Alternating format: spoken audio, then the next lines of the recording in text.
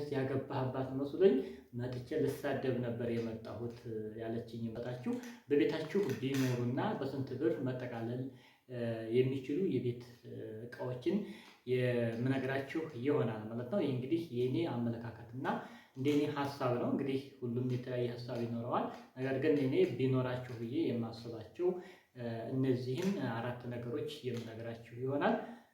አሰላሙ አለይኩም ወራህመቱላሂ ወበረካቱ። ሰላም እንዴት ናችሁ? ውድ የቻናሌ ቤተሰቦች ሁሉ ሰላም ሁሉ መልካም ከኔ ጋር አልሐምዱሊላህ ሁሉ ሰላም ነው።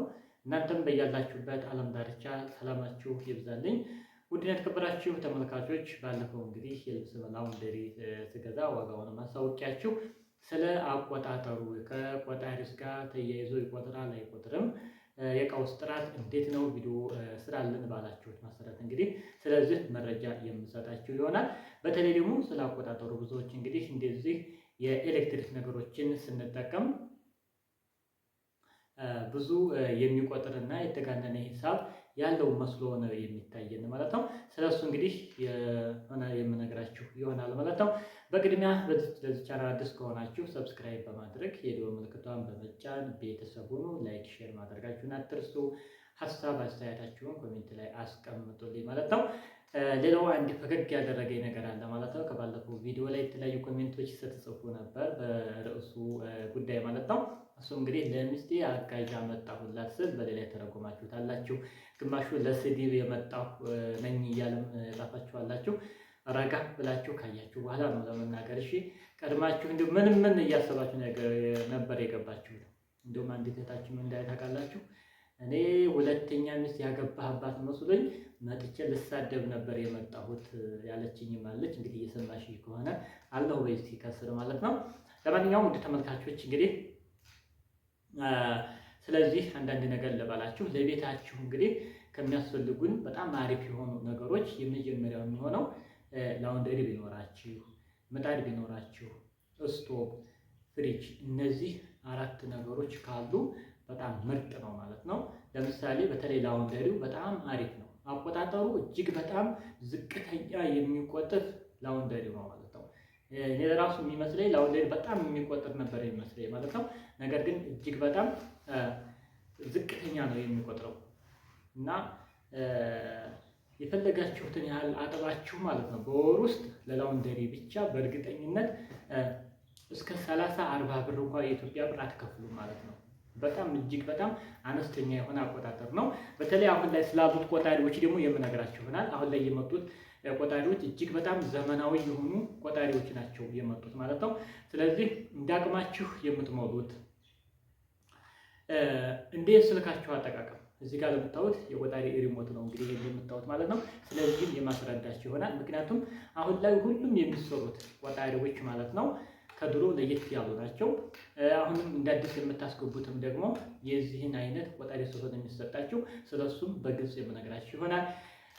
መብራት ኃይሎች ጋር አንዴ ከተሰራ በኋላ ምንም አያገናኛችሁም። እንዴት ስልካችሁ ካርድ እንደምትሞሉት ስትፈልጉ ለምሳሌ የ50 ብር ካርድ፣ የ25 ብር ካርድ፣ የ100 ብር ካርድ ትሞሉ የለ ይህም ላይ እንዳቅማችሁ ነው የምትሞሉት።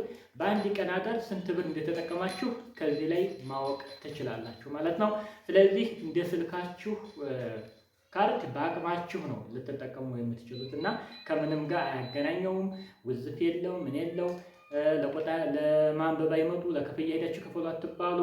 ቤታችሁ ቀጥታ እየተጠቀማችሁ ሲያልቅ አምፖል ነው የሚጠፋው። ስትሞሉት ይበራል። በቃ ልክ በዚህ ልክ ነው። ስለዚህ ከሚቆጥሩት እቃዎች የመጀመሪያ የሚሆነው ለምሳሌ ምጣድ ይቆጥራል። ሁለተኛ ፍሪጅ፣ እሱም ይቆጥራል ስላችሁ እጅግ በጣም የተጋነነ ቆጥሮ ሳይሆን ከሌሎቹ ለምሳሌ ቲቪ በቃ ምንም የሚቆጥረው ነገር የለም፣ በጣም ዝቅተኛ ነው። ላውንደሪም እንደዛው አልኳችሁ። ስቶቭ ከነዚህ ደግሞ ትንሽ ጨምር አድርጎ ይቆጥራል። ሁለተኛ ምጣድ፣ ሶስተኛ ደግሞ ፍሪጅ። እንደዚህ ነው አቆጣጠራቸው እንግዲህ በደረጃ ሲቀመጥ ማለት ነው። ስለዚህ ውድ ተመልካቾች ለምሳሌ እኔ ልንገራችሁ። ከቤት ውስጥ እንግዲህ ስቶቭ አለ፣ ኤሌክትሪክ ምጣድ አለ። ላውንደሪውን ተውት፣ አሁን ይቀርብ ስለሆነ ገና አንድ ወር አልተጠቀምንበትም። ሁለቱን እየተጠቀምን እንግዲህ በወር ውስጥ ማለት ነው የሚቆጥረው ወደ ብር ደረጃ ስንቀይረው 200 ብር ያልሞላ ነው። አምፖልማ የሚጠቀም በቃ ዘና ብሎ ለምሳሌ 50 ኪሎዋት ብትሞሉ 55 ብር ከምናምን 56 ብር ነው የምትሞሉት። 56 ብር እዚህ ሰፈር መብራት ከገባ ጀምሮ 56 ብር 50 ኪሎዋት ሞልቶ እስካሁን ድጋሚ ያልሞላል 3 ወር ሙሉ ማለት ነው። ስለዚህ እጅግ በጣም ምርጥ ነው ማለት ነው። ሁለተኛ ለየት የሚያደርገው ምንድነው? ሰው እንዳቅሙ ነው። በቃ አንድ ሰው ጥሩ በደንብ ተጠቀሙና በሆነ ሰዓት ላይ ደግሞ ቀነስ አድርጋችሁ መጠቀም ስትፈልጉ ደግሞ ተቀንሱታላችሁ። ስለዚህ እንደ ስልካችሁ አጠቃቀም ነው። ለማንኛውም እነዚህን እቃዎች መግዛት ብናስብ ስንት ብር ብንበጅት ያጠቃልልልናል የሚለውን ደግሞ ንገራችሁ። ቢያንስ 230 ሺህ ብር ካላችሁ 230 ሺህ ብር ከያዛችሁ እነዚህን 4 ነገሮች መግዛት ትችላላችሁ። ለምሳሌ ፍሪጅ 365 ሊትር እስከ 85 ሺህ ባለው መግዛት ትችላላችሁ። ኤሌክትሪክ ምጣድ 15 ሺህ ብር ባለፈው ያሳየኋችሁ አይነት ማለት ነው። በአቅማችሁ በቂ ነው። በቃ ከዛም በላይ ለየት ያላለ ነገር ግን ያን ብትገዙ ራሱ በቂያችሁ ነው። ስለዚህ ለዚያ 15 ሺህ ብር ዋጋዎች ስለጨመሩ ነው። 8 ሺህ ብር ነበር የዛኔ የተገዛው። አሁን ላይ ደግሞ 12 ሺህ 13 ሺህ እየተባለ ነው። እስከ 15 ሺህ ብር ትራንስፖርትም ምንም የምትገዙበት ቦታ ላይ ራቅላችሁ ልትገዙ ስለምትችሉ ስትሄዱ ስትመጡ የእናንተም ትራንስፖርት የምሳሜ ምንም አለ። ስለዚህ ከፍ አድርጋችሁ መያዙ ሰው አይከፋም ብዬ ነው። ስለዚህ 85 ሺህ ፍሪጅ ብትገዙ በነገራችን ላይ 365 በቃ ለቤት በጣም በቂ ነው። ከዚህ በላይ አረከብ ምናምን አያስፈልጋችሁም። ለ270 320 ምናምን እኮ አይሆንም እያልኳችሁ አይደለም። በቃ ትንሽ ዘና አድርጎ በቃ በተለይ ቤተሰብ ስለሆነ እስከ 365 ብታደርጉት በጣም ቆንጆ ነው። አሁን ላይ ዋጋው በኦርቢት ጥሩ በሚባል ማለት በኦርቢት ብትገዙ እስከ 85 ሺህ ብር አካባቢ ማስቀመጫም አለ። የትራንስፖርቱን የሁሉም ነገር ተጠቃሎ እስከ 85 ሺህ ብር ብትይዙ 15 ሺህ ብር 100 ሺህ ብር አለቀ ማለት ነው። ምጣድና ፍሪጅን ማለት ነው። ከዚህ በኋላ ምን ያስፈልጋችኋል? ላውንደሪ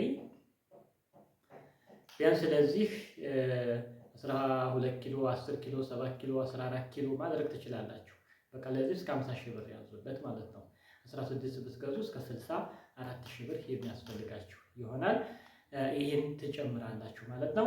ከዚህ በመቀጠል እንግዲህ ላውንደሪ ነገርኳችሁ፣ ፍሪጅ ነገርኳችሁ፣ ቲቪ ነው የሚቀረን ማለት ነው። ቲቪ 43 ኢንች ብዙ ጊዜ እንግዲህ አብዛኛው ሰው የሚገዛው አሁን ላይ እስከ 43 ኢንች ብትገዙ በቂም ስለሆነ ማለት ነው። ሙሉ አክሰሰሪው ጋር 50 ሺህ ብር እነዚህን ጠቅላላ አድርጋችሁ ቢያንስ እስከ 230 ሺህ ብር ብትበጅቱ ጠቅላላ አድርጋችሁ እነዚህን የጠቀስኩላችሁን መግዛት ትችላላችሁ ማለት ነው። ለምሳሌ ፍሪጅ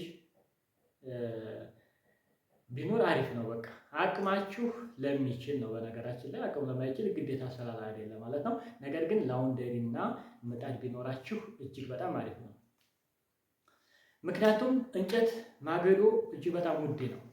መግዣው ከገዛችሁ በኋላ ወደ ቤታችሁ ማስወሰጃው መፍለጡ አለ። በጣም ብዙ ፕሮሰስ አለው።